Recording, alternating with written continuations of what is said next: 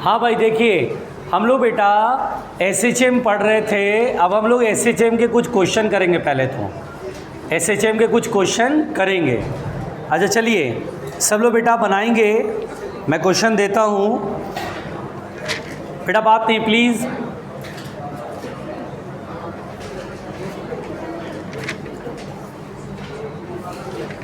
लिखिएगा सभी लोग, क्वेश्चन लिखिए। और चलिए सब लोग इस सवाल को जल्दी से बनाइए। अरे चुप।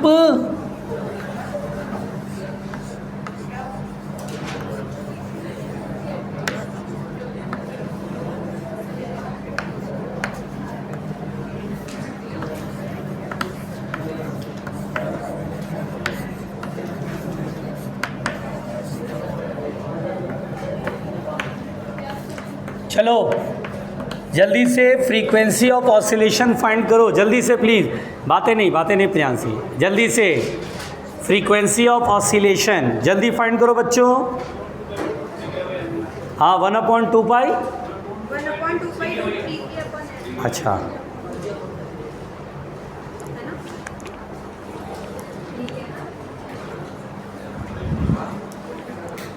हो गया, बन गया।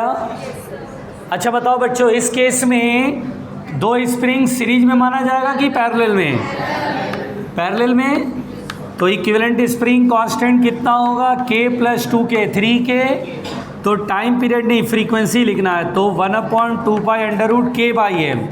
k इक्विवेलेंट कितना है? 3k/m। लो जी हो गया आंसर। सिंपल क्वेश्चन दे रहा हूँ बच्चों, डरना नहीं है।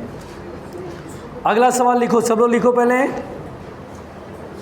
लिखिए, the time period of a mass, लिखो the time period of a mass suspended from a spring, the time period of a mass suspended from a spring is t। The time period of a mass suspended from a spring is t, full stop.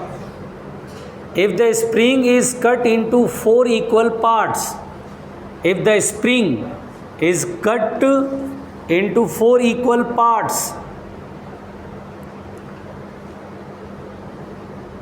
and the same mass is suspended from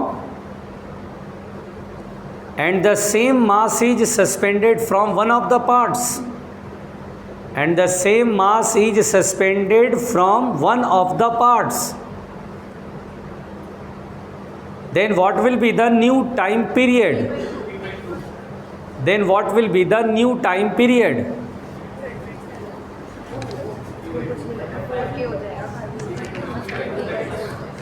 One by 5, 1.5 t, 3t/2।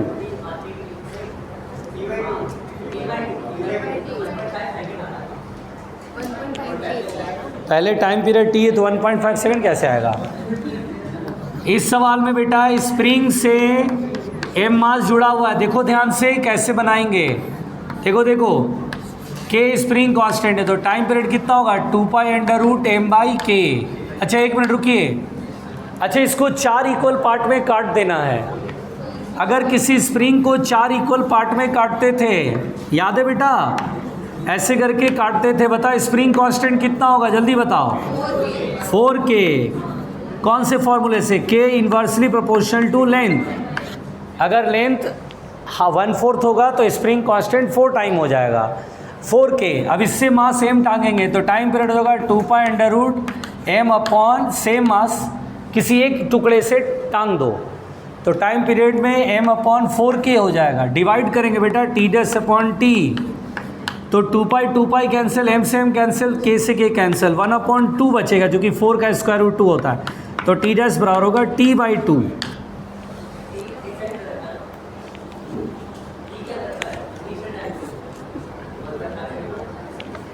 1.5 जबरदस्ती तुम कर रहे हो। t/2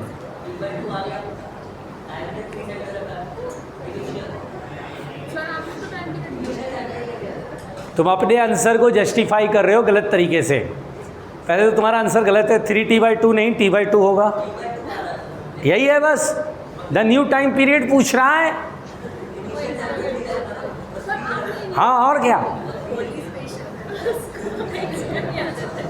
अच्छा three ले रहा था क्या? अरे बेल T, the time period is T initially, लाहौल वाला कुब्बत।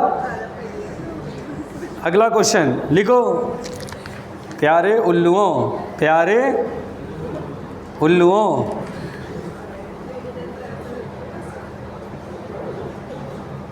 लिखो spring is made, a spring is made to oscillate,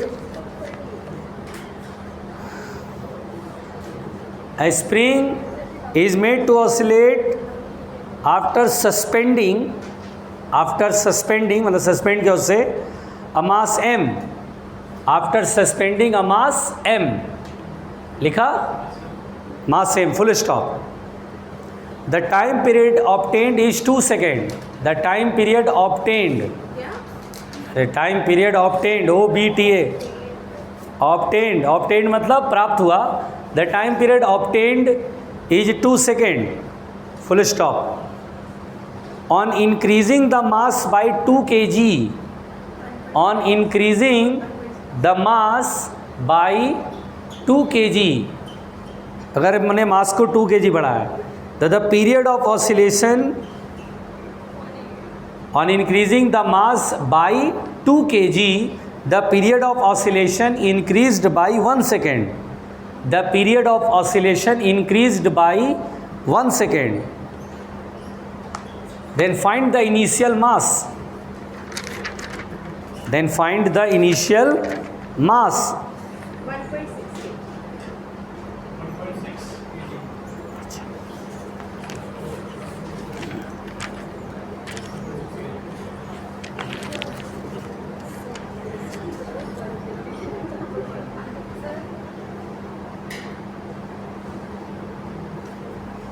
हो गया? कितना आया? 1.6.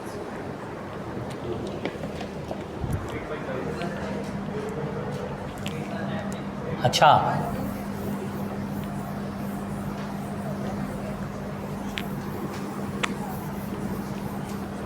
आसान था ये बच्चों क्वेश्चन।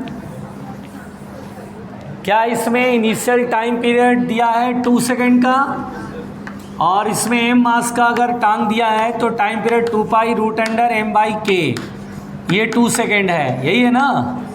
मास को कितना से बढ़ाया गया? 2 kg से, तो टाइम पीरियड कितना से बढ़ गया?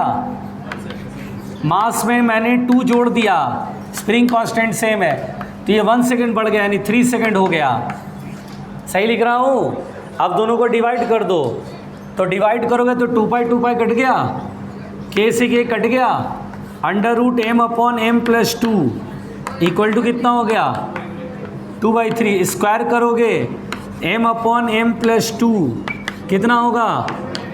4/9। LCM sorry cross multiplication, 9m बराबर 4m प्लस 8 हो गया, और अब यहाँ पर ये इधर आएगा तो 9 में से 4 गया 5 हो जाएगा, तो m बराबर कितना होगा? 8/5 kg, that is 1.6 kg initially mass टांगा गया था। देना चल, वही दो 50।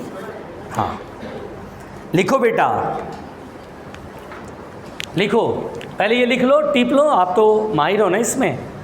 हाँ इसे लिख लो पहले बेटा। अत्यंत ही भारी प्रश्न था ये,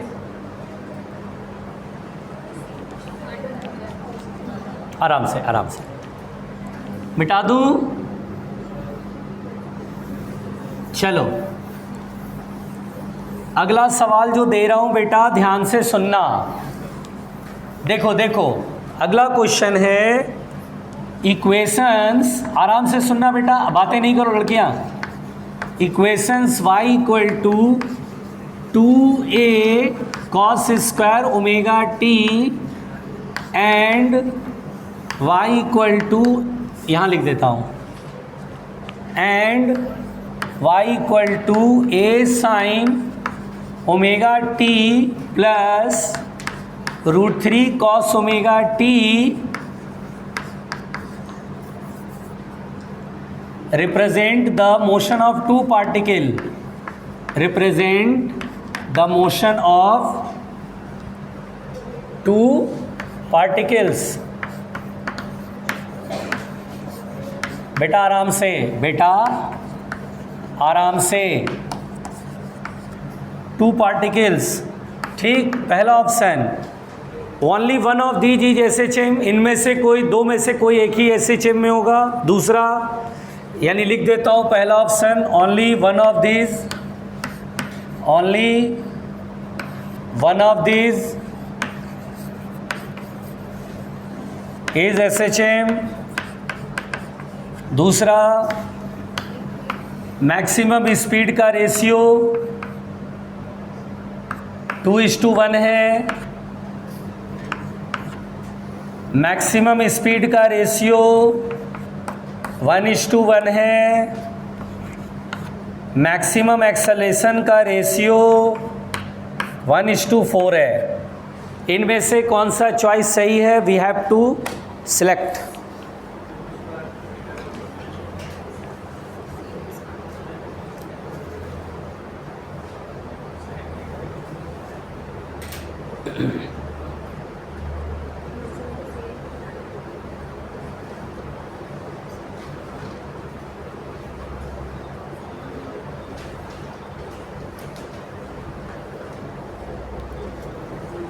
हो गया?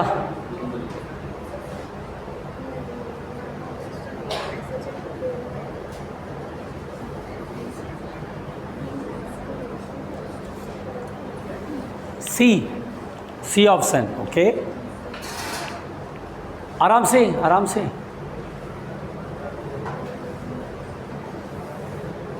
सब बढ़िया?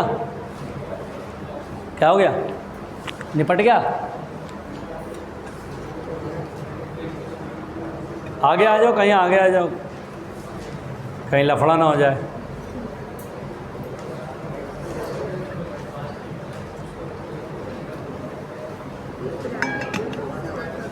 कौन बताएगा आंसर?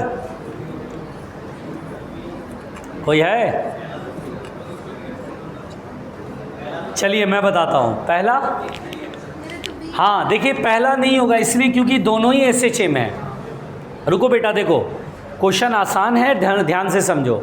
ये दोनों ही दरअसल SHM है। आप बोलेंगे अरे सर ये कैसे SHM है? SHM में तो सर कॉस या साइन होना चाहिए, पावर में 1 होना चाहिए, यहाँ तो कॉस स्क्वायर है सर।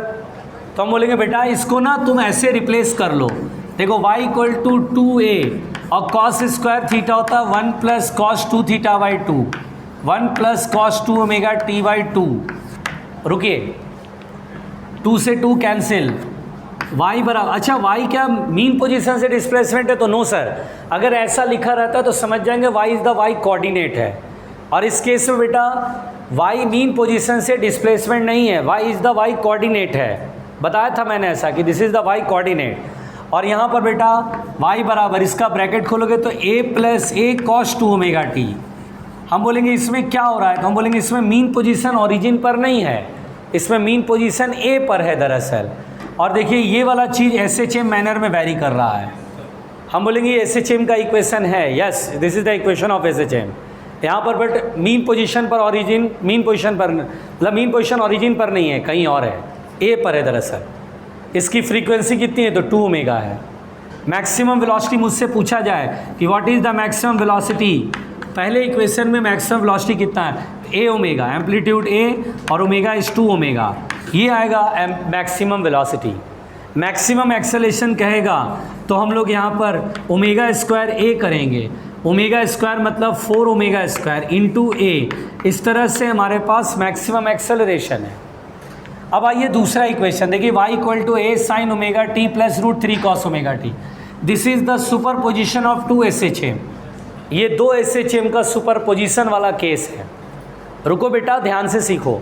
जब भी ऐसा रहता है तो समझ जाना साइन और कॉस का एक पीरियोडिक फंक्शन यहाँ और फिर दूसरा पीरियोडिक फंक्शन यहाँ बीच में प्लस, तो हम समझ जाएंगे कि ये 2 SHM सेम डायरेक्शन में सुपर इम्पोज होता, वो वाला इक्वेशन है। हमने बोला था बेटा ये 2 SHM जब सेम डायरेक्शन में सुपर इम्पोज होते हैं तो ये रिजल्टिंग मोशन SHM ही होता है। और जिसमें मैंने याद करो आपको मैंने थ्योरी में पढ़ाया था सुपरपोजिशन वाले में कि हम लोग रिजल्टेंट SHM का इक्वेशन लिखते हैं इस तरह से AR sin omega t plus डेल, बताया था।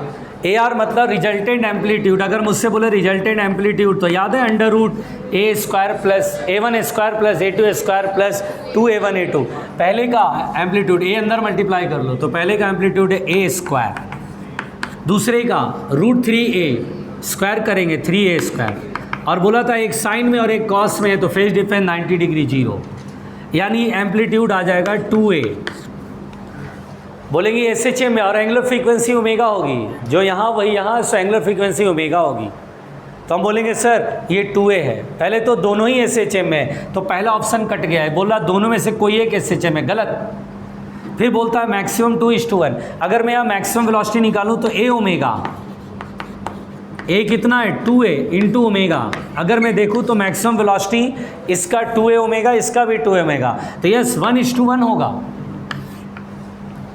अगर मुझसे कहेगा मैक्सिमम एक्सेलरेशन तो अलग अलग हो जाएगा, ओमेगा² A करना है, यहाँ ओमेगा² 2 है, यहाँ 4 ओमेगा² A है, तो हम यहाँ पर एक्सेलरेशन बोलेंगे अलग अलग है, 1:4 नहीं आएगा 1:2 आएगा। दरअसल हम बोलेंगे सी ऑप्शन सही है सर, 1:1 है।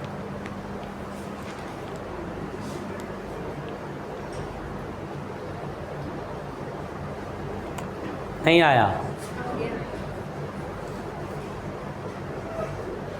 घबराहट हो रही है, यानी घबराहट वबराहट, अरे बोलो, कम पढ़ोगे तो कष्ट में रहोगे, ये मैं पहले बता चुका हूँ।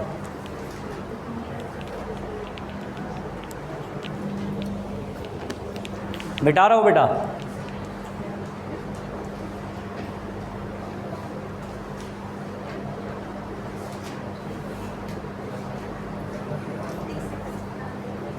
आराम से, हाँ बोलो बोलो। 56। देखिए आराम से सुनो बेटा, आराम से मिटा दिया जाए। देखो देखो सुनो, सीखो, सवालों को सीखो।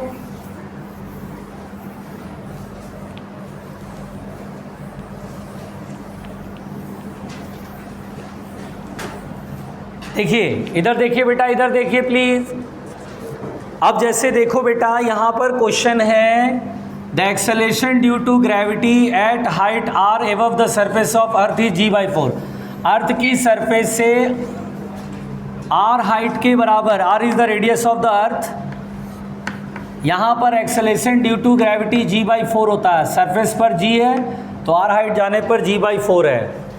Periodic time of a simple pendulum in an artificial satellite at this height.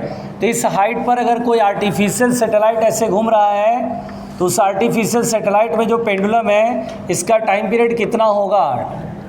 तो हम बोलेंगे sir time period will be infinite.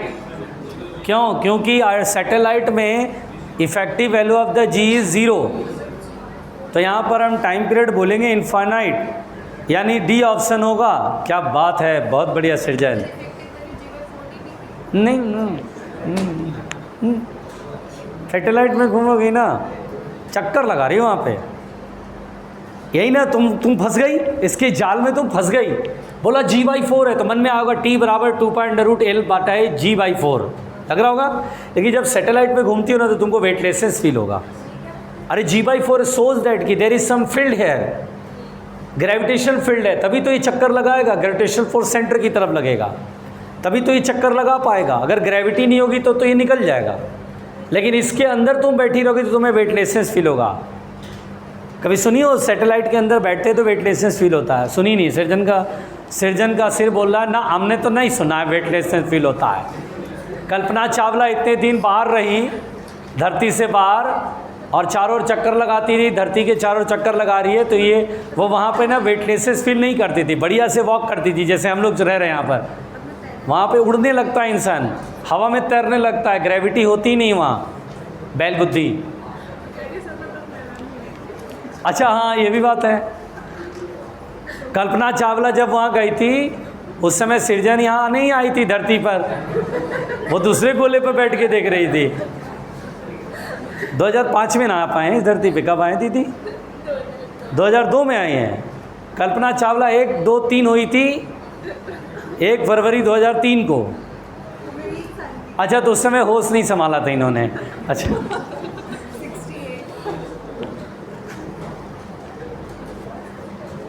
हाँ,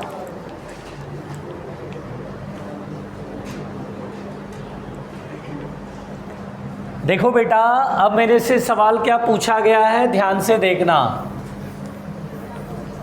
ध्यान दो, ध्यान दो प्यारे उल्लू। लिखो question. Holes are drilled along the diameter of a disc. Holes are drilled along the diameter of a disc. Holes are drilled, DRILLED, drilled मतलब छेद बनाया गया है, along the diameter of a disc, full stop, for a minimum time period,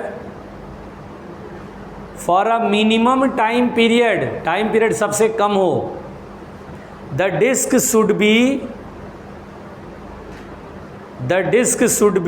suspended from the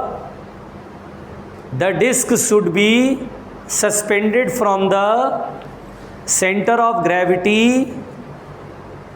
The disc should be suspended from the center of gravity at a distance of, the disc should be suspended from the center of gravity at a distance of, पहला option है r,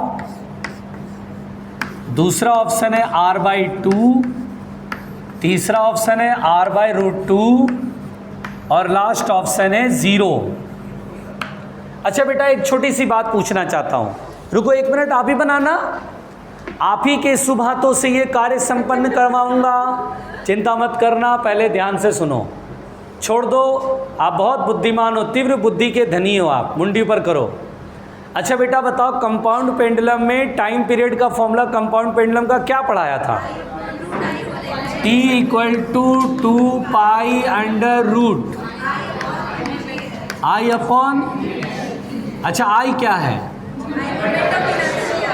about the axis passing through point of suspension, बोलो बोलो बोलो, पूरा बोलो, moment of inertia about the axis passing through, मतलब point of suspension से जो एक्सिस पास होता था वो होता था, उसके बाद मोमेंट ऑफ इनर्शिया। अच्छा मनोज, ये बात बताओ, एल क्या है मनोज? एल क्या है? लेंथ है। क्या बेटा? बैल बुद्धि, लेंथ है। अब देखो ये सब कुछ बोल रहे हैं, किसी एक से बुलवाते हैं। लक्ष्मी दीदी बोलेगी एल क्या है? एल एल क्या है लक्ष्मी दीदी? फिर से बोलो ना जोर से, अभी तो तेज तेज बोल रही थी भीड़ में, तेज तेज बोलो, आराम से। एल का मतलब क्या है? एक्सिस से पॉइंट ऑफ सस्पेंशन। ये क्या बात होता है? एक्सिस से पॉइंट ऑफ सस्पेंशन। लक्ष्मी दीदी सब गड़बड़ हो गया, लक्ष्मी जी के चक्कर में माँ सरस्वती दूर हो रही हैं, पकड़ी उन्हें। हाँ भाई, इसका जवाब हम सबके प्यारे अर्चित भैया देंगे। एल का मतलब क्या अर्चित भैया? रचित, सॉरी रचित। बोल मिर्जा बोल, आज तुझे बोलना होगा, बोल दे बेटा बोल दे। एल का मतलब क्या? बोल दे। मिर्जा नहीं बोलेगा। हाँ एक सेकंड, दीपमा तुम बोलोगी? Yes, L is the separation between the point of suspension and centre of gravity. बताओ, पता नहीं कौन सी दुनिया में रहते हो मनोज। एल का मतलब लेंथ बता रहे थे। लक्ष्मी दीदी, सरस्वती माँ तो दूर हो रही है, संभालिए। ए शांत, ए अमित जी कंट्रोल रखिएगा। चलिए बेटा एक बात बताइए, इस क्वेश्चन में देखिए मैं केवल हिंट दे रहा हूँ, बाकी आप ज़रा सोचिएगा, दिमाग लगाएगा। ये एक डिस्क है, ये डायमीटर है, आपको होल ड्रिल करना है। यहाँ होल बनाइए, यहाँ होल बनाइए, यहाँ होल बनाइए, यहाँ होल बनाइए, यहाँ होल बनाइए, यहाँ होल। कह रहा है सेंटर ऑफ ग्रेविटी से कितने दूर पर होल बनाएं ताकि यहाँ पर आप इसे सस्पेंड करें और ऐसे ऑसिलेट कराएं तो टाइम पीरियड सबसे कम मिले, टाइम पीरियड बिल्कुल कम मिले, तो मुझे ये वाई बतानी है। समझ गए? अब रुकिए रुकिए रुकिए, पहले चलिए जैसे जैसे पूछा जाएगा वैसे वैसे बताते जाएंगे। बताओ बेटा, अगर मैं बोलूँ सेंटर ऑफ ग्रेविटी से पास होने इस एक्सिस के बाद मोमेंट ऑफ इनर्शिया कितना होता है डिस्क का? हाँ, half mr square, ml square by 2 बोल रही थी। नॉर्मली यहाँ पर धरती पे तो यहाँ रेडियस को r से दिखाते हैं, बाकी इसके गोले का पता नहीं। 2002 से पहले पता नहीं कौन से गोले पे रहती थी, हम लोग को भी नहीं खबर दी आज तक इसने। हाँ बेटा, तो यहाँ पर देखिए बेटा, ध्यान से सुनिए, यहाँ पर mr square by 2 half mr square होता है। मान लो वाई डिस्टेंस पर यहाँ पर आपने ड्रिल कर दिया होल और दीवार में कील था उससे टांग दिया, तो इसके about moment of inertia I चाहिए। तो क्या थ्योरम ऑफ पैरेलल एक्सिस से आई लिखेंगे? इसके अबाउट मालूम है, थ्योरम ऑफ पैरेलल एक्सिस में 2 एक्सिस पैरेलल होने चाहिए, जिसमें एक एक्सिस सेंटर ऑफ मास से पास होना चाहिए। ये वाला एक्सिस सेंटर ऑफ मास से पास हो रहा है। अरे हाथ तो बोलो, जोर से बोलो। हाँ, इसके अबाउट निकालना है तो I बराबर I com plus mr square, ऐसा कुछ पढ़ा था हम लोगों ने, पढ़ा था ना? चलिए, तो I इसके अबाउट लिखिए। चलिए पहले ये चित्र बना लीजिए, ये मत लिखिएगा, ये चित्र बनाइए प्यारे उल्लू। मैंने y माना दीदी, y निकालना है। हाँ हाँ, लिखिए, पहले डायग्राम बना लो बेटा, मैं बोलता जाऊंगा तुम फटाफट सॉल्यूशन टिपते चलना, ठीक है? अच्छा लगेगा तुम्हें।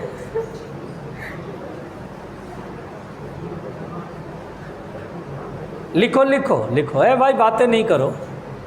लिखो I बराबर, लिखो I बराबर half mr square plus my square. हुआ कि नहीं हुआ? I com plus mr square में r की जगह क्या है? y लिखा, half mr square plus my square लिख दिया दीदी, क्या बात है। फिर उसके नीचे लिखो L बराबर y, क्यों? I निकल गया, L की वैल्यू y लिख लो, L इक्वल टू y। अब ये लिखो टाइम पीरियड का फॉर्मूला लिखो, उसके नीचे t इक्वल टू, अरे रुक जाओ, तो क्या लिखेंगे L की वैल्यू? तुम्हें बताओ क्या लिखें? This is the point of suspension और this is the centre of mass. कमाल हो गया दीदी।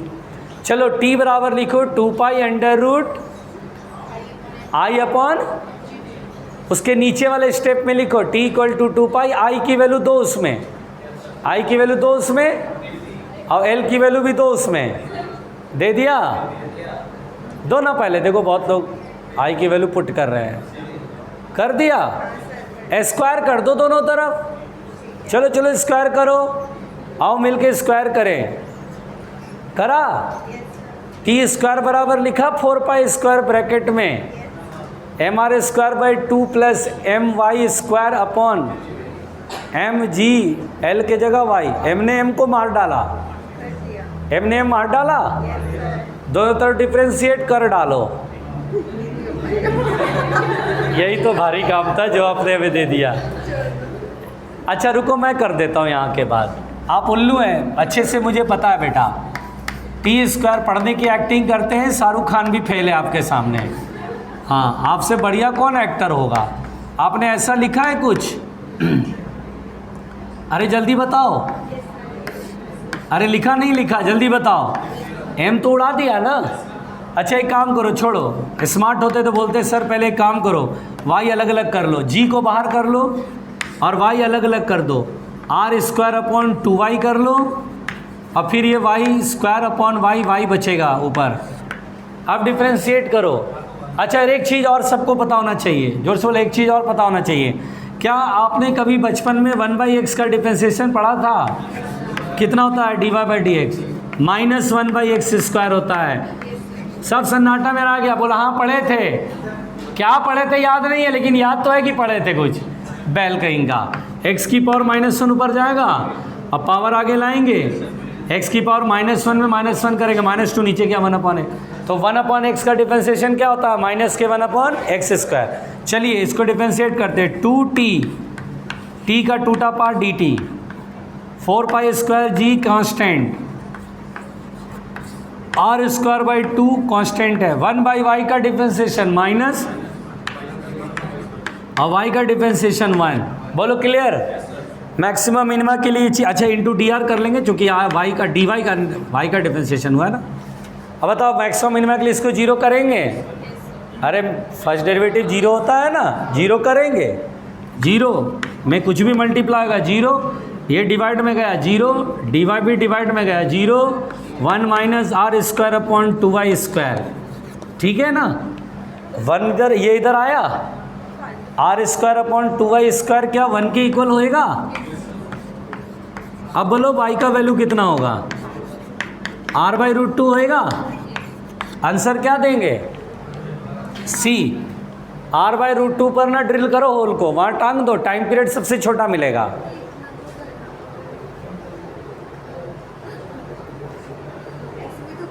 हाँ हाँ करो करो, कैसे करोगी। अरे बिल्कुल ऑप्शन में रखते चलो, चेक करते चलो। हाँ 3 बार कैलकुलेट करना पड़ेगा, उतने देर में तो यही हो जाएगा। अरे दीदी तुम भी कमाल करती हो। अच्छा ठीक है, कोई बात नहीं, जो मेथड अच्छा लगे वो करना चाहिए, बस बनना चाहिए ठीक तरीके से, अंदाज में नहीं बनाना है, हवा में तीर नहीं मारना है। और कहीं 4 ऑप्शन होते तो चारों चेक करना पड़ता है, फिर तो रायता फैल जाता।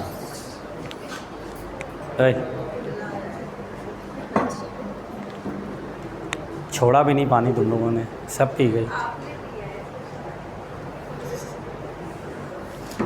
जूठा तो नहीं है भैया, शांत लिखो बेटा।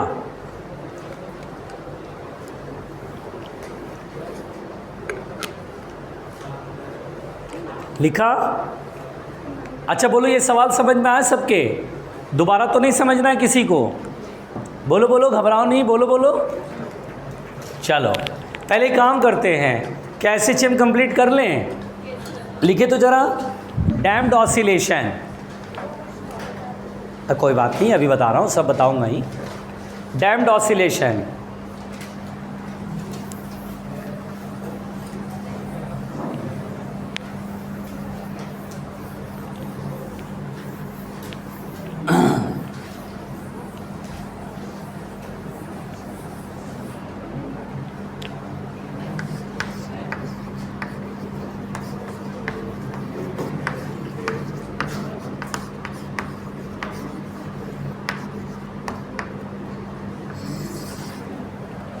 अच्छा बेटा ध्यान दो, डैम्प्ड ऑसिलेशन क्या होता है।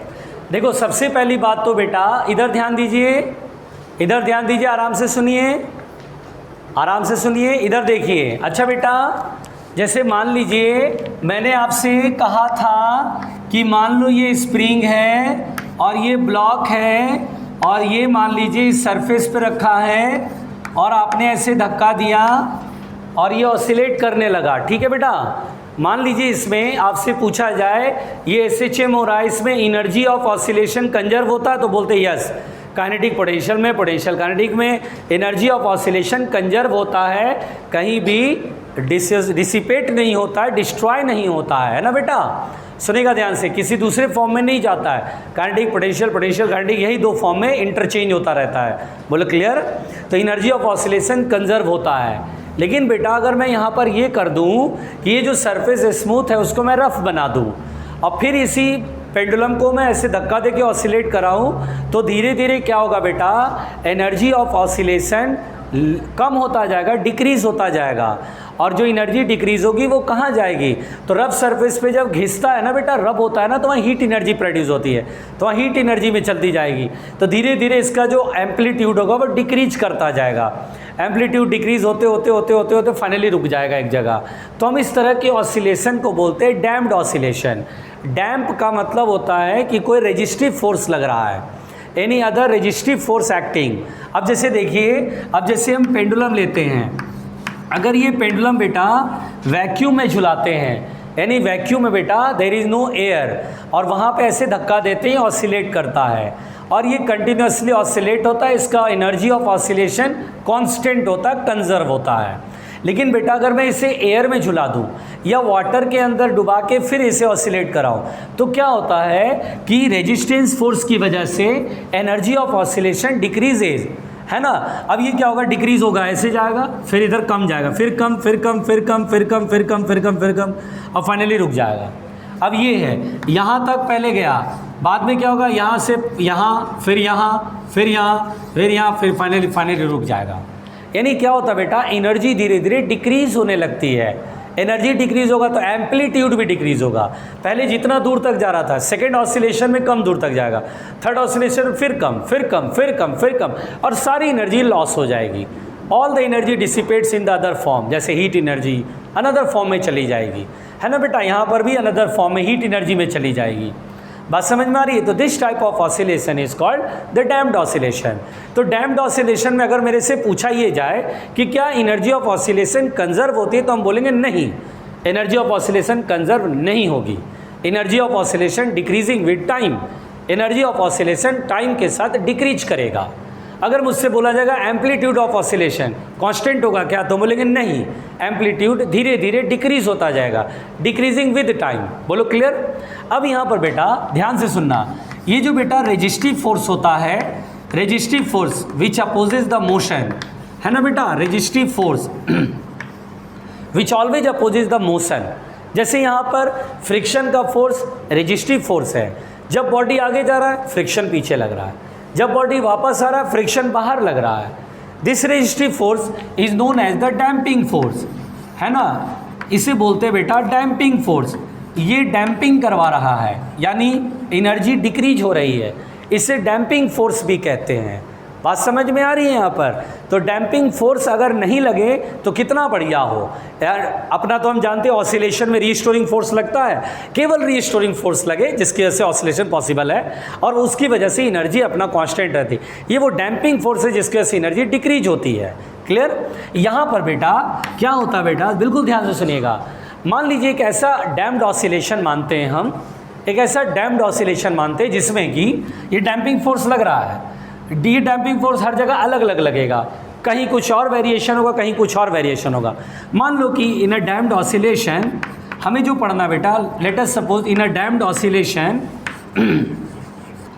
डैम्प्ड ऑसिलेशन, ये जो बेटा डैम्पिंग फोर्स है वो इस तरह का माना गया। Let us suppose damping force, let in a damped oscillation damping force is, और ये जो डैम्पिंग फोर्स इसको बेटा हम लोग लिख देते हैं डी से, ठीक है, ऐसा मान लेते हैं, ठीक है, मान लिया। आर से लिखना चाहो आर से लिख लो, कोई प्रॉब्लम नहीं है। चलिए एफ लिख देते हैं सिंपली, तो वो मान लीजिए बेटा F equal to minus K B into we है। यहाँ माइनस साइन ये शो करता बेटा पहली बात तो कि ये जो डैम्पिंग फोर्स है वो वेलोसिटी के अपोजिट लगेगा, यानी जैसे पेंडुलम इधर जा रहा है, वेलोसिटी इधर है तो डैम्पिंग फोर्स पीछे लगेगा, जैसे ये इधर जा रहा है तो डैम्पिंग फोर्स बाहर लगेगा। नेगेटिव साइन ये शो कर रहा है कि ये हमेशा वेलोसिटी के अपोजिट है। जैसे विस्कोसिटी में विस्कस फोर्स होता है, ये वाला पढ़े थे आपको, स्टोक्स फार्मूला कुछ याद बात है, 6 पाई ईटा आर वी, है ना, तो वहाँ वेलोसिटी के अपोजिट लगता है, यहाँ भी वेलोसिटी के अपोजिट। मैग्नीट्यूड बोले तो इस वेलोसिटी के डायरेक्ट प्रोपोर्शन में, अगर मैग्नीट्यूड बोले तो magnitude is equal to B into V, यानी वेलोसिटी ज़्यादा तो विस्कस फोर्स भी ज़्यादा, मतलब डैम्पिंग फोर्स भी ज़्यादा, वेलोसिटी कम डैम्पिंग फोर्स कम, ऐसा समझ के चलो। एक पर्टिकुलर डैम्प्ड ऑसिलेशन में हम लोग को बात करनी है। Various type of damped oscillation existing here, various types, damping force हर जगह अलग अलग लग रहा है। मान लो इन केस ऑफ एक ऐसा डैम्प्ड ऑसिलेशन, एक स्पेशल केस जिसमें इस तरह का वेरिएशन मिल रहा है। भाई we are preparing for NEET ना, not preparing for the NASA, है ना भाई, हम लोग नीट की तैयारी कर रहे हैं। नीट में जिस टाइप का डैम्प्ड ऑसिलेशन पढ़ना वो बात कर रहे हैं हम लोग। बोलो क्लियर। तो डैम्प्ड ऑसिलेशन एक ऐसा माना जिसमें डैम्पिंग फोर्स बेटा माइनस बी इंटू वी है। माइनस का मतलब क्या है, ये डैम्पिंग फोर्स हमेशा वेलोसिटी के मोशन के अपोजिट होगा, जिधर भी जा रहा होगा पार्टिकल उसके अपोजिट लगेगा। बोलो क्लियर हो गया। और मैग्नीट्यूड वेलोसिटी के डायरेक्ट प्रोपोर्शन में, मतलब ज़्यादा स्पीड रहेगा तो डैम्पिंग फोर्स भी ज़्यादा रहेगा, ज़्यादा तेजी होगी। अच्छा बताओ बेटा, इस पेंडुलम में डैम्पिंग फोर्स कहाँ ज़्यादा लगेगा, मीन पर, एक्सट्रीम पर, या बीच में कहीं? मीन पोजीशन पे, क्योंकि मीन पोजीशन पर स्पीड इज, और जहाँ स्पीड ज़्यादा वहाँ डैम्पिंग फोर्स ज़्यादा। तो कहाँ डैम्पिंग फोर्स ज़्यादा लगेगा, एक्सट्रीम पर, और एक्सट्रीम पर डैम्पिंग फोर्स लगेगा ही नहीं, ज़ीरो होगा। अगर आपसे पूछा है डैम्पिंग फोर्स कहाँ मैक्सिमम लगेगा तो क्या बोलेंगे, मीन पर। कहाँ नहीं लगेगा तो बोलेंगे एक्सट्रीम पर। अरे मेरी बात समझ में आ रही है, पहले यहाँ तक टीपो कृपया। B is called damping constant. B को क्या बोलते हैं बेटा,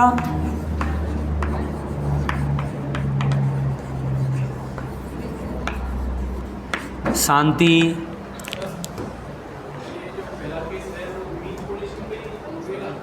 नहीं कोई ज़रूरी नहीं है। अरे बिल्कुल,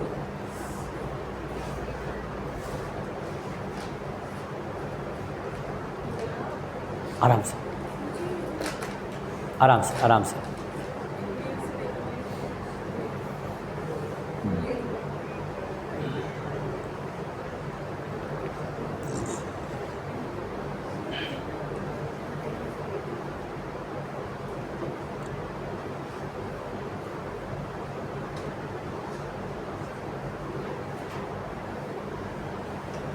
ये सही आ रहा है, देखना ब्लर तो नहीं आ रहा।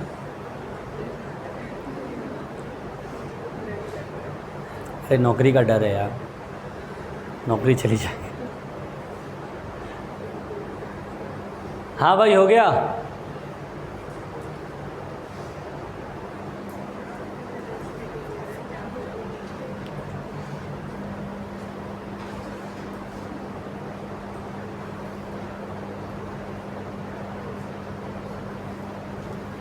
अरे आराम से आराम से लिख पड़े बेटा।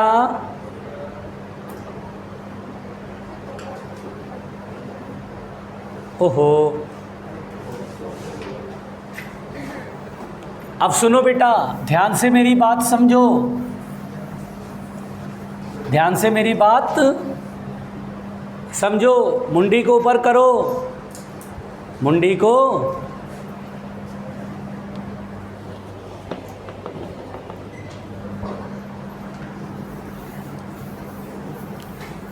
चलो ध्यान देना, मिटा दूं? What is B? अच्छा डैम्पिंग कांस्टेंट, पक्का? अच्छा अब देखो ध्यान से बेटा, देखो ध्यान से बेटा, मुंडी पर करो, मुंडी पर करो। चलो अब यहाँ पर सुनना बेटा, डैम्प्ड ऑसिलेशन में क्या होता है कि जब कोई पार्टिकल ऑसिलेट कर रहा है उस पर डैम्पिंग फोर्स भी लगता है ना बेटा। अरे सुनो पहले, इसको बना मत लेना, सुनो पहले। अब ये ऑसिलेशन है, लेकिन ये कैसा ऑसिलेशन है बेटा? डैम्पिंग वाला ऑसिलेशन, डैम्प्ड ऑसिलेशन। क्या इसमें डैम्प्ड ऑसिलेशन में एम्पलीट्यूड कांस्टेंट होगा? एम्पलीट्यूड कांस्टेंट होगा? एनर्जी कांस्टेंट होगी? नहीं होगी। क्या होता है बेटा, डैम्प्ड ऑसिलेशन में बॉडी पर दो फोर्सेज लगते हैं। एक तो रीस्टोरिंग फोर्स लगेगा, लगेगा नहीं लगेगा? और अगर वेलोसिटी इधर की तरफ है तो डैम्पिंग फोर्स किधर लगेगा? जल्दी बताओ। वेलोसिटी के अपोजिट इधर। और अगर वेलोसिटी इधर की तरफ है तो बताओ डैम्पिंग फोर्स किधर लगेगा? बाहर की तरफ। यानी दो फोर्सेज लग रहे हैं। मान लो ये डी नहीं लिख रहे हैं। अगर मैं आपसे बोलूँ नेट फोर्स का वेक्टर फॉर्म लिखो, हो सकता है कभी डैम्पिंग फोर्स रीस्टोरिंग फोर्स की डायरेक्शन में लगे, कभी रीस्टोरिंग फोर्स के अपोजिट लगे, कहीं भी लग सकता है भाई। अगर मैं बोलूँ नेट फोर्स तो क्या restoring force plus damping force ये लेंगे? जल्दी बताओ। अरे दोनों का रिजल्टेंट ही तो होगा। सेम डायरेक्शन रहेगा तो रिजल्टेंट का मैग्नीट्यूड ऐड करके निकालेंगे, अपोजिट होगा तो रिजल्टेंट का मैग्नीट्यूड सब्ट्रैक्ट करके निकालेंगे। अरे बोल देना भैया तुम ठीक हो, सही हो? रात भर फगुआ गाए हो ना? फगुआ गाते हैं ना? फगुआ गाते हैं, फगुआ, फागुन का गीत क्या बोलते हैं? फुहार गाते हैं। अच्छा रात भर फुहार गाए हो ना? कौन से गांव से हो? अच्छा तुम्हारा गांव कहाँ है ये बताओ? वाह, अच्छा गांव गए थे? अच्छा फुहार नहीं गए थे रात को? अब सच्चाई निकल के सामने आई। फुहार गाया होगा ऐसे करके, वो दो ऐसे कटोरी टाइप के तो बजाते रहते हैं, और फिर कोई झंझरी ऐसे बजा रहा, कोई तबला पीट रहा है, और उसके बाद एक से एक डायलॉग्स उस गीत के अंदर निकलते हैं, एक से एक। गाँव वाले बहुत अच्छे गाते हैं, तो शानदार वाले। हाँ एक आध दो को मैंने बुलाया था। अब वो गांव वाले बगल पे पास में लालगढ़ी गांव हमारी तरफ, दयालबाग से आगे चल के है ना, तो दो चार है ना दूधिया उधिया सब इधर की तरफ आते रहते हम लोग की तरफ। तो हमने कहा कि आ जाना, दो चार को बोला आ जाना, खाना वाना खिलवाएंगे, यहीं पे महफिल जमाएंगे। बोला ठीक है आ जाएंगे। हमने कहा बिल्कुल बढ़िया रहेगा, खाने पीने का पूरा बंदोबस्त है। मैंने बाहर लगा दिया चादर एकदम शानदार वाला, गुलाल वाल रख दिया, अब मिठाई का गुजिया सब रख दिया। मैंने कहा आओ, आया सब अपना तबला झजरी लेकर के, और उसके बाद मस्त माहौल बनाया तो शानदार वाला। और क्या गा रहा था मेरी समझ में नहीं आ रहा, लेकिन मज़ा बहुत आ रहा था, मज़ा बहुत आ रहा था। जो भी गाया मज़ा बहुत आया। मैंने कहा वाह, सही होली तो ये लोग बनाते हैं। खैर हाँ खैर देखिए बेटा देखिए, तो भाई साहब, रीस्टोरिंग फोर्स प्लस ये डैम्पिंग फोर्स, बोलो क्लियर। अच्छा देखो बेटा, रीस्टोरिंग फोर्स नेट फोर्स, सुन अरे छोड़, net force mass into acceleration होता है। क्या acceleration double differentiation of y with respect to t। Restoring force do you know minus K Y, क्या damping force minus K B into we.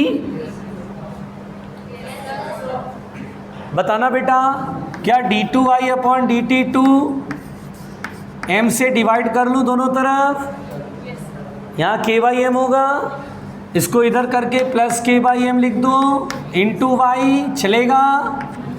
इसको उठा के इधर ले आओ, प्लस के b by M into v, v की value D Y by D t लिख सकता हूँ। क्या वेलोसिटी के लिए y को एक बार डिफरेंशिएट करेंगे। दरअसल क्या होता है बेटा, this is the differential form of damped oscillation. देखो बेटा, जब अरे सुनो एक मिनट, सुनो पहले आराम से सुनो, आराम। डिफरेंशियल फॉर्म का मतलब होता है dy के टर्म्स में लिखना, ठीक है, पहले समझना ध्यान से। आपको मैंने इससे पहले SHM में मैंने आपको ये बताया बेटा कि अगर रीस्टोरिंग फोर्स केवल लगता है, SHM में ये होता है, तो उस केस में मैंने डिफरेंशियल फॉर्म लिखा था। हम बोलते थे यहाँ पर रीस्टोरिंग फोर्स लग रहा है, जो कि माइनस KX होता था या KY होता था, F बराबर MA होता था, तो MA की जगह d2y अपॉन dt2 और प्लस के KY इक्वल टू 0, इस तरह का फॉर्मेट लिखा था बच्चों, लिखा था ना। This is also called the differential form, है ना, SHM का डिफरेंशियल फॉर्म। उसी तरह बेटा डैम्प्ड ऑसिलेशन में अंतर कुछ नहीं पड़ा, d2y अपॉन dt2 m से डिवाइड कर दिया है तो k by M into Y, साथ में केवल ये टर्म डैम्पिंग फोर्स की वजह से जुड़ गया है, b by M into D Y by D T. बोलो समझ में आया। अगर कभी भी डैम्प्ड ऑसिलेशन में हमें डिफरेंशियल फॉर्म पूछ लिया जाए तो यह याद रखना, कहाँ से आया, तो सिंपल याद रखना सर नेट फोर्स, दो ही फोर्स लग रहा है सर, एक रीस्टोरिंग फोर्स एक damping force. Restoring force net force हो गया mass into acceleration, restoring force minus K और displacement from mean position Y है, प्लस सॉरी माइनस, और डैम्पिंग फोर्स अभी बताया b into V. Damping force कुछ भी हो सकता था, हमें यही पढ़ना है, b इंटू वी, बस v की value D Y by D T करके उठा के इधर कर लिया, खत्म बात। नहीं आया समझ में, पहुंचो जरा।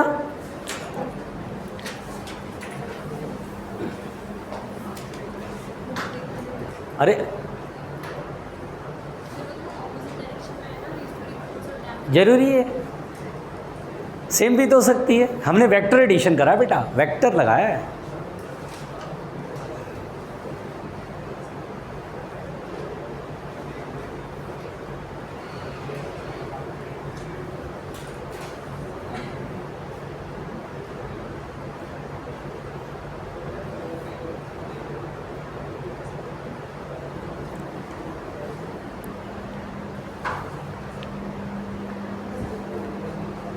आराम से घबराना नहीं। लिख लिया बेटा,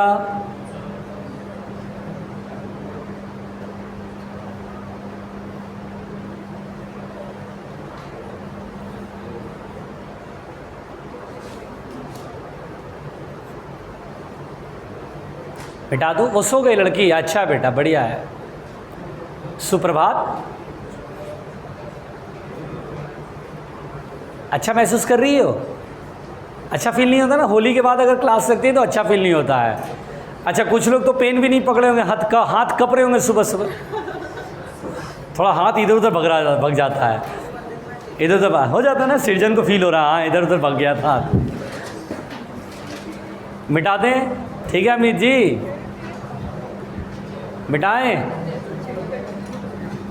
अच्छा बेटा एक मिनट सुनो बच्चों, अरे आराम से सुनो, अभी बात ख़त्म नहीं, जानते हो, सुनो, अगर तुम मैथमेटिक्स के होते, IIT की तैयारी कर रहे होते, 12, रुक जाए एक सेकंड, अगर मैंने लगाया, अगर यदि लेट अस सपोज, जानते हो बेटा आप लोग, रुको ना प्लीज़, जानते हो आप लोग ना, जैसे मैथमेटिक्स के स्टूडेंट होते, IIT की तैयारी कर रहे होते, मैथमेटिक्स 12 पास आउट होते और आप अपना JEE मेंस और एडवांस की तैयारी कर रहे होते, तो आप ये इक्वेशन देख के बोलते sir this is the differential equation.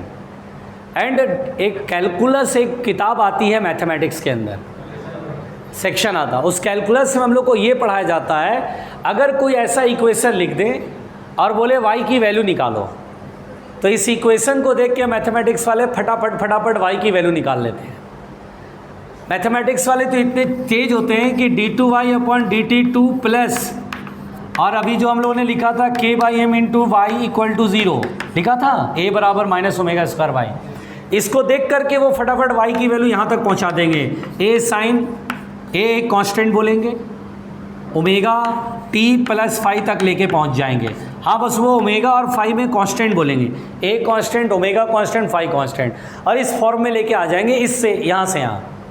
ये मैथमेटिक्स में सिखाया जाता है कि यहाँ से यहाँ कैसे चेंज करते हैं, वो देख के बता देंगे। अरे d2y ky double differentiation y आ रहे हैं, y है सर, ये इक्वेशन पीरियोडिक फंक्शन आएगा और बड़ा शानदार आ जाएगा। इसको देख करके तुरंत वो फॉर्मेट बना के लिख देंगे, इस तरह का फॉर्म लेके आ जाएंगे। रुको पहले ध्यान से, लेकिन हम लोग को नहीं करना है, हम लोग को वो मेहनत नहीं करनी है। वो अपना कैलकुलस में लोग बड़ी मेहनती लोग होते हैं मैथमेटिक्स वाले, वो कर डालते हैं। जैसे आप बायोलॉजी में मेहनत करते हैं, वो मैथ्स में मेहनत करते हैं। उनका फेवरेट मैथ होता है, आपका फेवरेट बायो है। मुंडी पर करो ध्यान से। अब यहाँ पर देखो ध्यान से बच्चों, देखो इसमें बेटा इक्वेशन ऑफ डैम्प्ड ऑसिलेशन अगर पूछा जाता, रुको, इक्वेशन ऑफ डैम्प्ड ऑसिलेशन, रुक जाना बेटा, मुझे बोलने देना है ना।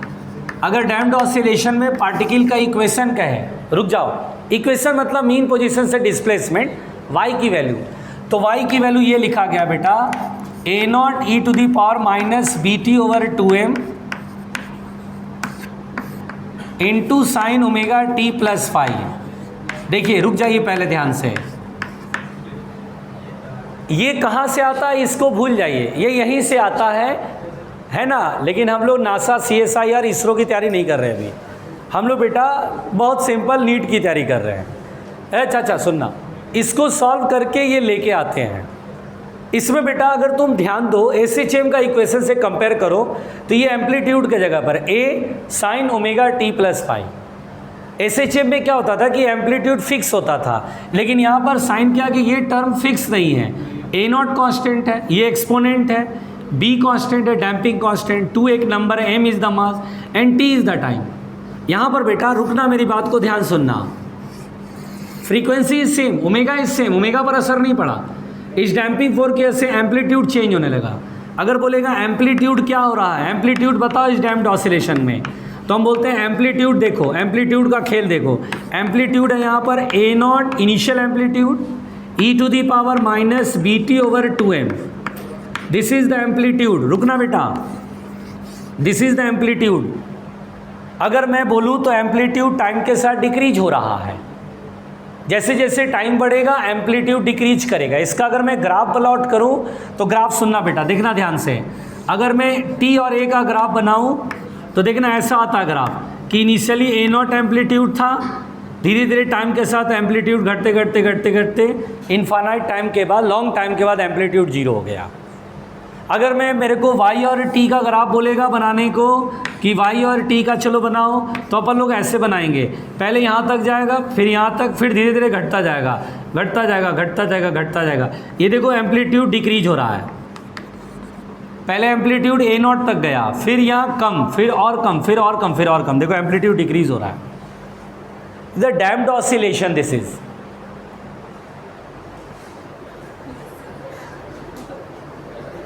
धैर्य रखना, पहली बार पढ़ा है, कोई बात नहीं। देखो तो ठीक से, पहले देखो है क्या ऐसा क्वेश्चन भी इस पर। अरे कमाल हो गया। अरे लिखो ना, पहले लिखो ना, आराम से लिखो ना प्लीज, लिखो ना प्लीज।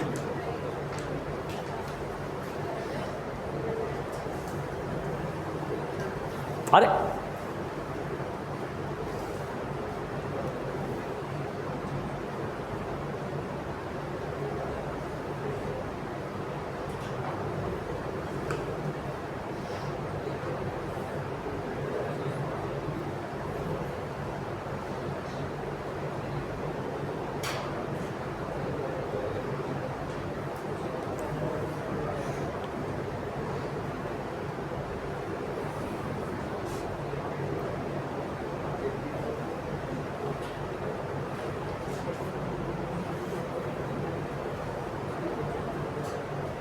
आराम से आराम से।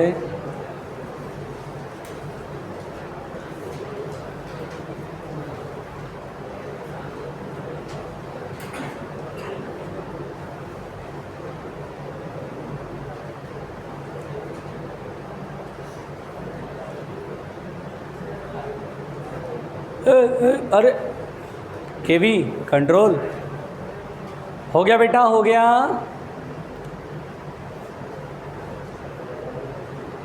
हो गया, आराम से बच्चों, आराम से।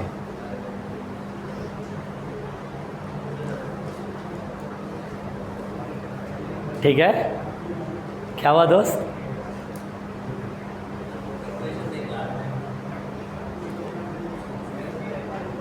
क्या देख करके हार्ट अटैक आ रहा है? अच्छा, तुम्हारे लिए बोल रहा है।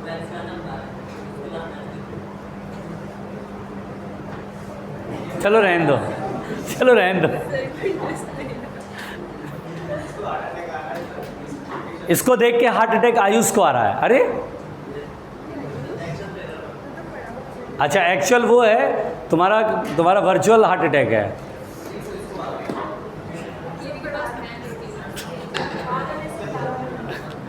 अच्छा भाई छोड़ दो, मुंडी पर करो, मिटा दे बेटा। बेटा आराम से, यहाँ तक लिख लिया। अच्छा सुनो,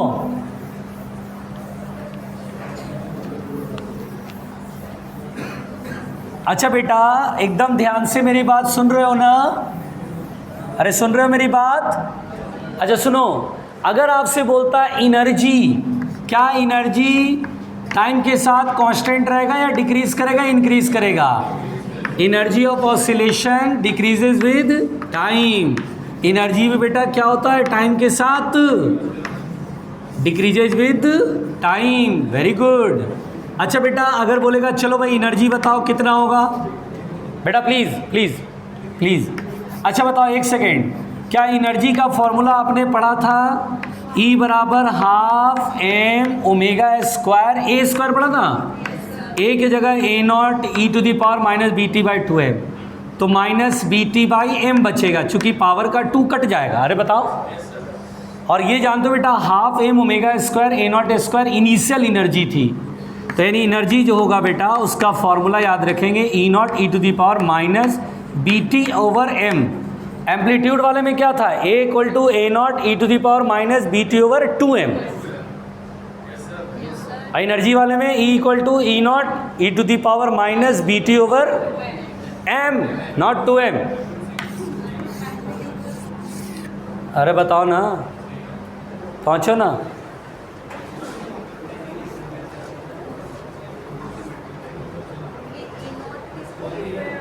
ई नॉट इनिशियल एनर्जी है।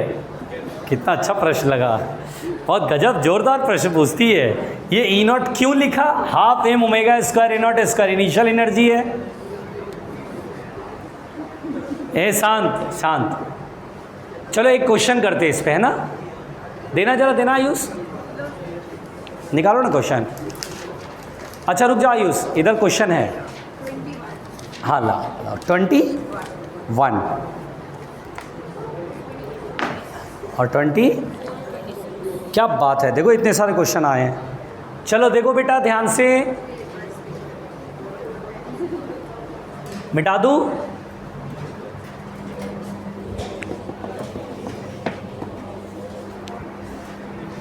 ए चाचा छोड़ दो, ए चाचा,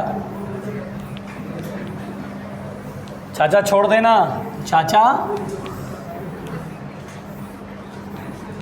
देखो बेटा क्वेश्चन मेरे को दिया गया है डैम्ड ऑसिलेशन वाला। इसे जरा पटक दोगी, मतलब सच, एनी प्रॉब्लम? रहने दो तुम, इधर आओ, जाओ भाई, दम मारो। इधर से मत जाना, कैमरे में आने का बहुत शौक है इसको। देखिए ध्यान से, यहाँ पर बेटा क्वेश्चन है, अरे कौन सा बताया दीदी, मैं तो भूल ही गया, 21। हाँ देखिए बेटा क्वेश्चन है, इन अ डैम्ड ऑसिलेशन में mass is 1 kg, spring constant बेटा 100 न्यूटन पर मीटर है। डैम्पिंग कॉफिशिएंट, ध्यान दीजिएगा वर्ड लिखा बेटा damping coefficient, damping coefficient 0.5 kg पर सेकेंड है बेटा, प्लीज आराम से। फिर लिखा if the mass is displaced by 10 centimetre, please सुनिए बातें नहीं करिए। If the mass is displaced by 10 centimetre from its mean position से तुमने 10 सेंटीमीटर तक डिस्प्लेस करा, आराम से। Then what will be the value of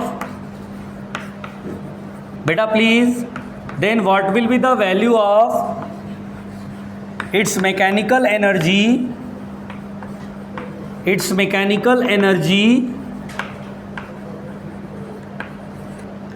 after 4 second, 4 second बाद। चलिए ध्यान दीजिएगा बेटा, 1 मिनट सुनिए, इधर देखिए पहले, सब लोग पहले समझो, रुको ना, अरे रुको, अब सुनो, ध्यान से सुनो बेटा। पहले तो बेटा मास दिया है 1 kg, ओके, स्प्रिंग कांस्टेंट यानी फोर्स कांस्टेंट दिया 100 न्यूटन पर मीटर। ये डैम्पिंग कॉफिशिएंट बोल रहा है, हमने बोला था डैम्पिंग कांस्टेंट, ये बोल रहा है डैम्पिंग कॉफिशिएंट। जरा पहले इस पे बात कर लेते हैं। याद करो बेटा, मैंने F बराबर B इंटू वी करा था। मेरे दिमाग में बहुत सिंपल सी चीज़ है, मैं चेक करना चाहता हूँ कि मैंने जो B को बोला था डैम्पिंग कांस्टेंट, कहीं वो डैम्पिंग कॉफिशिएंट वर्ड तो नहीं बोल रहा उसको, तो मैं पहले यूनिट चेक करना चाहता हूँ। तो B बराबर force upon velocity, force mass into acceleration, mass मतलब kg, एक्सेलरेशन मीटर पर सेकेंड स्क्वायर, और वेलोसिटी मीटर पर सेकेंड, मीटर से मीटर कट गया, सेकेंड से सेकेंड, किलोग्राम पर सेकेंड है क्या? अरे हाँ, अरे ये तो B दिया है, ये तो B दिया, बोलो क्लियर।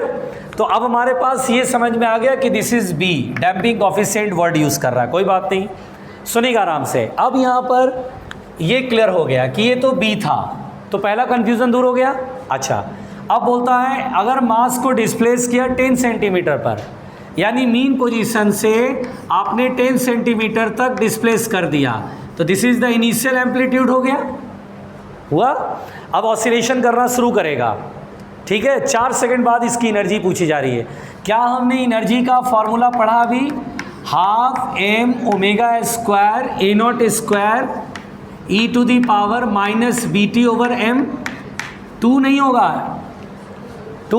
2 से 2 कट जाता है, बताया था अभी, अरे बोलो। अच्छा, अब देखिए हाफ मास की वैल्यू कितना है 1, तो खत्म। ओमेगा स्क्वायर में ओमेगा स्क्वायर क्या K/M होता है? ओमेगा स्क्वायर क्या K/M होता है बेटा? K कितना है 100 और मास तो 1 ही है, ठीक है। ए नॉट स्क्वायर इनिशियल एम्पलीट्यूड कितना है 10 सेंटीमीटर है, सेंटीमीटर को मीटर में 0.1 मीटर लिखेंगे, तो स्क्वायर करेंगे तो 0.01 हो जाएगा। ई की power minus B T over 2 में बी कितना है 0.5, टी की वैल्यू कितना है और मास कितना है 1, ठीक है। पॉइंट से 2 जीरो उड़ गया, 1/2 ई की power minus 0.5 into 4 2, 1/2 E square, ठीक है। अब मेरे पास जो ऑप्शन है कुछ ऐसा। अच्छा एक बात बताओ बेटा, कभी आपने सुना होगा ई की वैल्यू तो होता है 2.718 है ना, और 1/E की वैल्यू होता है 0.37। अरे 0.37 होता है भाई, टेंशन ना लो, ठीक है। 1/E 0.37 स्क्वायर है, तो 1/2 नीचे है, 0.37 का स्क्वायर कितना आएगा, जरा चेक करना। 0.37 को 2 बार मल्टीप्लाई करो, अरे मल्टीप्लाई करो, 0.37 इंटू 0.37 1369 में 2 का डिवाइड मारो, 0.6 कुछ करके आया, 6.7 जूल दिया आंसर, देखना जरा। 0.6 आएगा ना,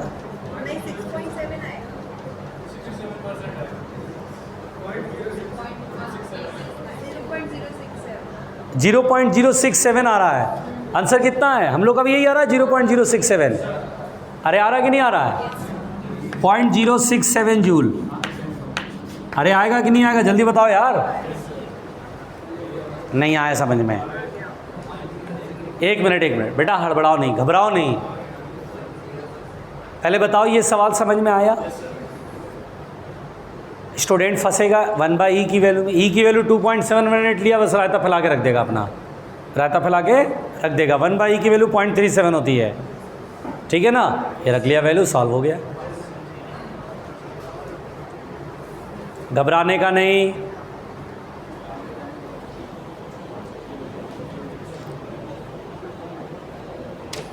ये क्वेश्चन फोर्स्ड ऑसिलेशन का बता रहा हूँ, दोनों क्वेश्चन।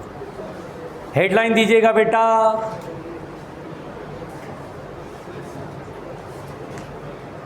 हो गया।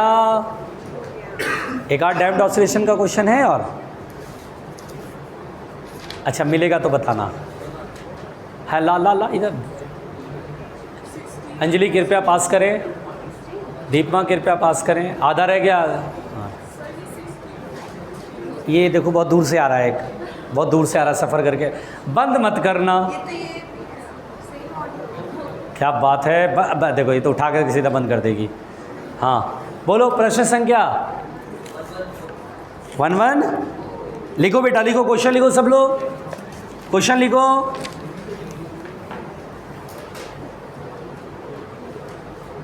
लिखो the amplitude of a SHM, the amplitude of a SHM, लिखा the amplitude of a SHM reduces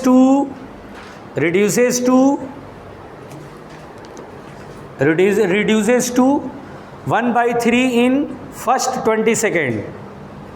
The amplitude of SHM reduces to 1/3 in first 20 second. 1/3 in first 20 second. Then in first 40 second. Then in first 40 second. Its amplitude becomes option लिखिए 4। पहला option लिखिए 1/3 लिख देता हूँ भाई, 1/3। दूसरा option लिखिए 1/9। तीसरा ऑप्शन लिखिए 1/27 और लास्ट ऑप्शन लिखिए 1/√3। कौन सा ऑप्शन देंगे?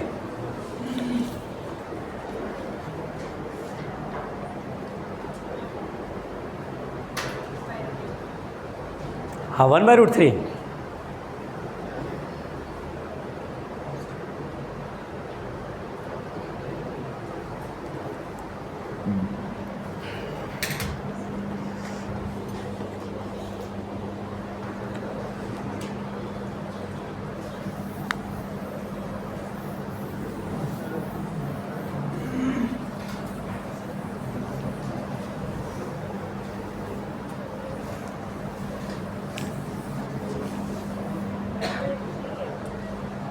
हो गया? मनोज बना लिया? अरे बनाओ यार। 1/3 आ रहा है। चलिए 1 मिनट में, नितेश ने बोला 1 मिनट। और कोई है मैदान में?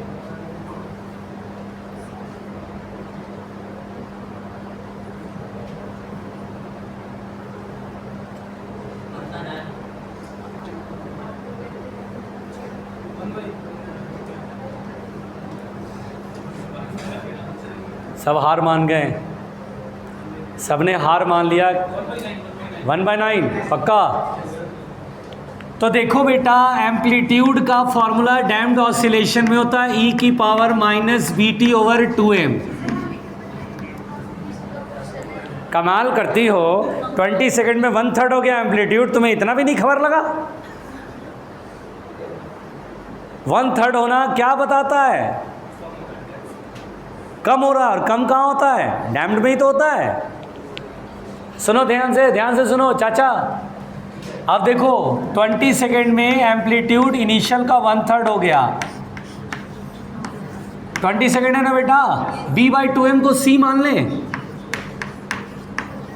और उसके बाद 40 सेकेंड है ना, पहले 40 सेकेंड में तो a0 बाई मतलब x टाइम्स हो गया, मान लो x टाइम हो गया, x की वैल्यू निकालनी है, बराबर a0 e⁻ c इंटू 40, दोनों डिवाइड कर दो बेटा, a0/3 ऊपर रख लो और x a0 नीचे रख लो, a0 से a0 कट गया, e की पावर, आज एक काम करो, ऐसे मत करो, रुक जा, e हटाना पड़ेगा ना। देखो पहले एक काम करते हैं, वी आर स्मार्ट पीपल, ऐसा मान लेता हूँ मैं, आप लोग स्मार्ट होंगे, ठीक है, इसको लिख लो 1/3 इक्वल टू e की पावर -20c, है ना। अब एक काम करो, x बराबर क्या 40 को 20 इंटू 2 लिख सकते हैं, और 20 इंटू 2 को ऐसे लिख देते हैं, और इसकी वैल्यू कितनी है 1/3 है, 1/3 का स्क्वायर, 3 का स्क्वायर 9, 1/9।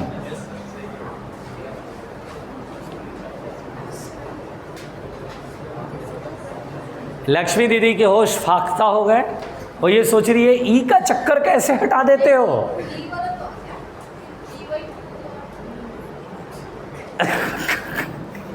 बेटा ये तो फॉर्मूला है, b/2 कोई पूछने की चीज़ है। हाँ चलो लेके चलो b/2m लिखो, अपना टाइम खराब करो। b/2m नीट के एग्जाम में ये भी देखेगा तुमने b/2m लिखा था, नहीं लिखा था? अरे भाई कांस्टेंट टर्म में c मान लिया, क्या प्रॉब्लम है, कमाल करती हो। अच्छा तुमने कभी बचपन में नहीं पढ़ा x की पावर m इंटू n है, इसको x की पावर m की होल पावर n ही तो लिखते हैं, एक ही बात तो है, पावर मल्टीप्लाई हो जाता है। सब सदमे में आ गए बेचारे, सब सदमे में आ गए, ये क्या हो गया, ये क्या बवाल कर दिया सर ने, ये क्या कर दिया। उसको ज़रा बंद कर दो, बेचारा परेशान है। देखिए बेटा हेडलाइन, फोर्स्ड ऑसिलेशन।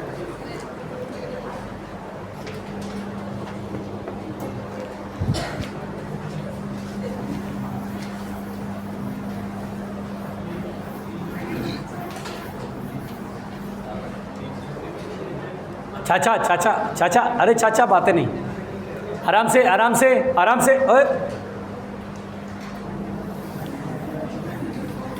देखिए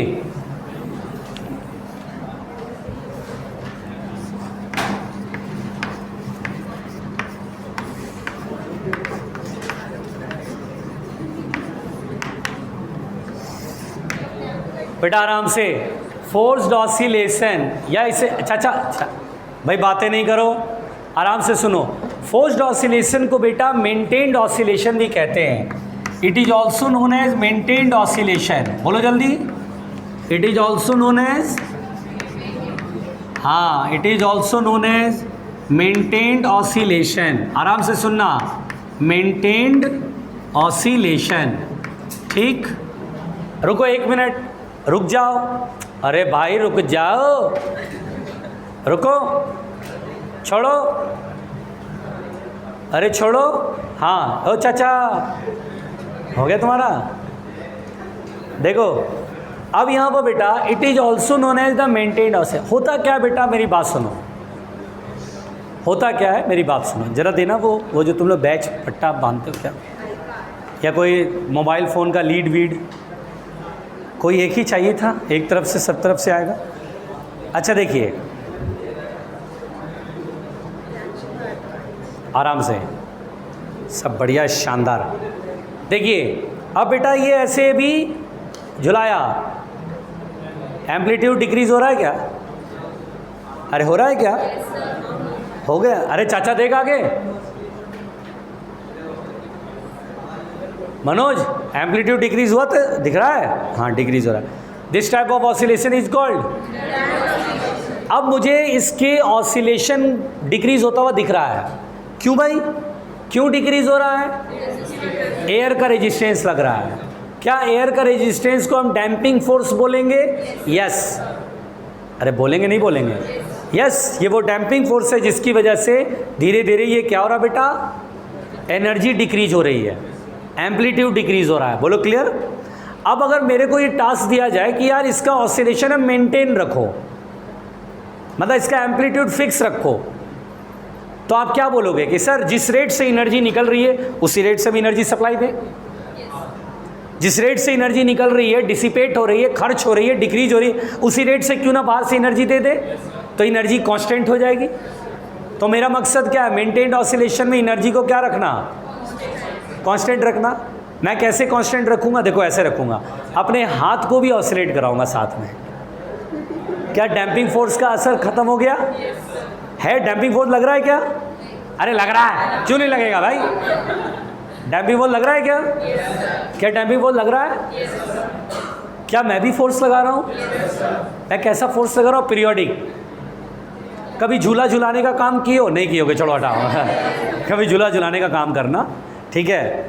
तो जैसे क्या है, आपका फ्रेंड बैठ गया, बोला ये भाई झूला झुला, ठीक है भाई, धक्का मारा, वो झूला झूल रहा है, धीरे धीरे ऑसिलेशन डिक्रीज होने लगता है, डिक्रीज होता है, डिक्रीज होने लगा, तो आपको बोलता है ना, अरे भाई धक्का तो मार, खड़ा खड़ा देख क्या रहा, मार तो धक्का। तुम धक्का मारते हो ना। अब तुम धक्का मारते हो तो ऐसे थोड़ी करते हो, अच्छा तुमने धक्का मारने को बोला है, रुक मैं धक्का मारता हूँ, ऐसे करा टांग दिया, बोला ले भाई टांग दिया। अरे भाई छोड़ तो सही, बोलते हैं ना, छोड़ तो सही। तो आप जो फोर्स लगाते हैं क्या वो कांस्टेंट फोर्स लगाते हैं? नहीं, बल्कि आप पीरियोडिक फोर्स लगाते हैं। क्या करते बेटा? पीरियोडिक फोर्स, है ना, यानी फोर्स पीरियोडिकली वैरी करता है, फोर्स पीरियोडिकली। और अब हम ट्राई करते हैं, हम ये देखते हैं कहाँ पर रेट ऑफ डिसिपेशन ज़्यादा है, उसी रेट से मुझे एनर्जी भी देते रहना है। सोचो बेटा, दिमाग लगाओ, खोपड़ी है तो वेलोसिटी क्या मीन पोजीशन पर ज़्यादा होता है? क्या विस्कस फोर्स भी यानी डैम्पिंग फोर्स भी मीन पोजीशन पर ज़्यादा लगेगा? पावर का फॉर्मूला था F into V, power is F into V होता है। डैम्पिंग फोर्स, वेलोसिटी ज़्यादा होने से डैम्पिंग फोर्स मीन पोजीशन पे ज़्यादा, ऊपर से वेलोसिटी भी ज़्यादा है ही, F इंटू वी का प्रोडक्ट पावर बहुत ज़्यादा लॉस होगा, यहाँ पर एनर्जी ज़्यादा रेट से लॉस होगा। अपन भी फोर्स सबसे ज़्यादा यहीं पर लगाएंगे कि 1 सेकंड में अगर 100 जूल लॉस हो रहा है तो 100 जूल इधर से दे दे ताकि मेंटेन रहे इसकी एनर्जी। तो यहाँ पर फोर्स हम मीन पोजीशन पे क्या लगाएंगे? ज़्यादा। क्या लगाएंगे बेटा? अपन फोर्स ज़्यादा लगाएंगे, यहाँ पर लगाएंगे नहीं लगाएंगे, ताकि डैम्पिंग फोर्स भी ज़्यादा, उससे पावर लॉस भी ज़्यादा, अपन उतनी पावर देंगे ताकि इसकी एनर्जी कांस्टेंट रहे। तो फोर्स ज़्यादा लगाते हैं। तो कभी झूला झुलाना होता है ना, तो आप साइड में से खड़े हो जाते हो और झूला झुलाना, अच्छा ठीक लो, फिर इधर आए इधर कर देते हैं, फिर इधर आए इधर कर देते हैं। अपन फोर्स यहाँ ज़्यादा लगाते हैं, अपन फोर्स यहाँ, और जैसे जैसे आगे जाता मैं फोर्स डिक्रीज करता जाता हूँ, डिक्रीज करता जाता हूँ। एक्सट्रीम पोजीशन पर अपना फोर्स 0 कर दूंगा, तभी तो लौट पाएगा। और तुम लगा के कस के लगा के रखोगे तो लौट ही नहीं पाएगा।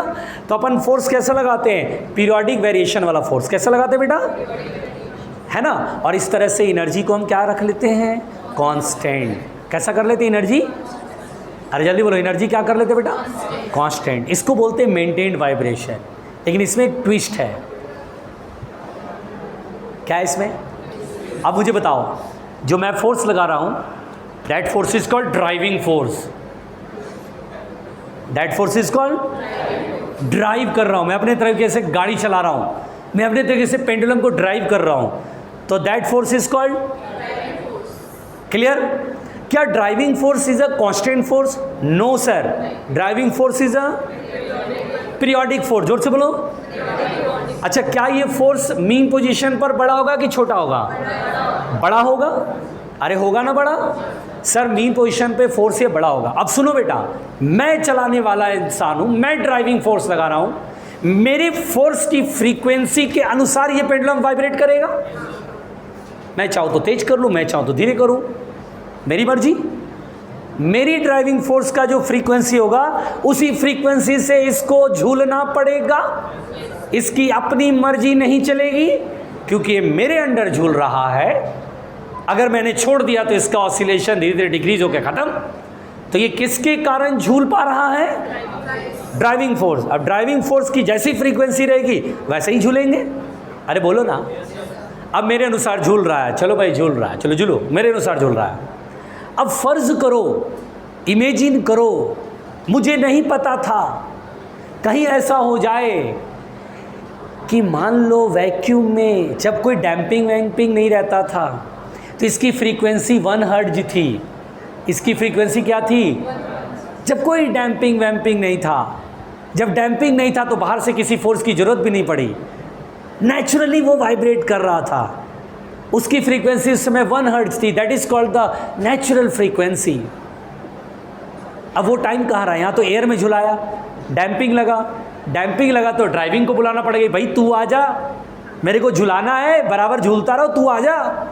अब बताओ, अगर इसकी नेचुरल फ्रीक्वेंसी 1 हर्ट्ज है, अब मैं इसको झुलाने वाला हूँ, अब मैं झुला रहा हूँ और मेरी फ्रीक्वेंसी के बराबर ये झूल रहा है, मुझे नहीं पता इसकी नेचुरल फ्रीक्वेंसी 1 हर्ट्ज है, मुझे नहीं पता। इत्तेफाक से मैंने जब झुलाना शुरू करा तो मेरी फ्रीक्वेंसी भी 1 हर्ट्ज है और ये झूलने लगा और ये बोला अरे ये मैं तो पुरानी वाली ओरिजिनल फ्रीक्वेंसी भाई, अरे ओरिजिनली जो मेरा 1 हर्ट्ज था उसी फ्रीक्वेंसी से ये जाने अनजाने में ड्राइविंग फोर्स घुमा रहा है, अरे वाह। और ये खुश होकर तेज ऑसिलेट करेगा, ये खुश होकर के, अरे जल्दी बोलो, खुश होकर के। This oscillation is called resonance. इसको कहते हैं रेजोनेंस हो गया। क्या कहते हैं? रेजोनेंस। रेजोनेंस के टाइम पे एम्पलीट्यूड बड़ा होता है, एनर्जी बड़ी हो जाती है और बड़ा गजब से झूलने लगता, बोलता वाह, है ना। जैसे बाहर विदेशों में 2 हिंदुस्तानी मिलते हैं तो कितना मज़ा आता है। अरे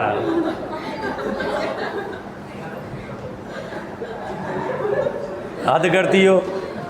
कभी ना तुम साउथ जाओ बेंगलोर में और कोई मिल जाए आगरा का, फिर देखना जो मारे खुशी से जो दिल में जो एकदम इमोशन जागे, अरे ये भी आगरा, अबे तो कहाँ घर है? अरे बगल में, अरे बस में, अरे बस ही। मेरे साथ तो कई बार होता है, अरे कहाँ, अरे भाई अरे बगल में तो रहते थे, अरे हाँ यार तुम तो याद आ गए। कितनी खुशी मिलती है आराम से। तो कभी तुम लोग के साथ भी ऐसा होगा। 1 मिनट, तो इसकी फ्रीक्वेंसी, ड्राइविंग फोर्स की फ्रीक्वेंसी किसके बराबर हो गई मनोज? अगर ड्राइविंग फोर्स की फ्रीक्वेंसी नेचुरल फ्रीक्वेंसी से मैच कर गई,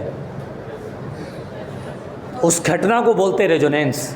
क्या बोलते हैं? और उस समय क्या होगा?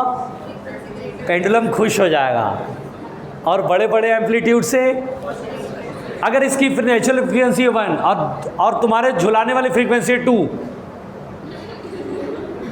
3, 1, अरे वाह मज़ा आ गया, रेजोनेंस हो जाएगा। आई बात समझ में? थोड़ा फील हुआ बेटा? हाँ, बोलो। नेचुरल से तुम ज़्यादा करो या कम करो, एम्पलीट्यूड हमेशा स्लो रहेगा, कम रहेगा। एग्जैक्टली नेचुरल फ्रीक्वेंसी के बराबर मैच होगा तो एम्पलीट्यूड और एनर्जी दोनों ही बड़े बड़े हो जाएंगे। बोलो क्लियर? थोड़ा सा समझ में आया? टाइम है क्या? चलो इसके बारे में कल लिखाते हैं, ठीक है बेटा? ओके, कल बेटा वेव पढ़ाऊँगा, या चलो सवाल करा देंगे फिर थोड़ा वेव पढ़ाएंगे।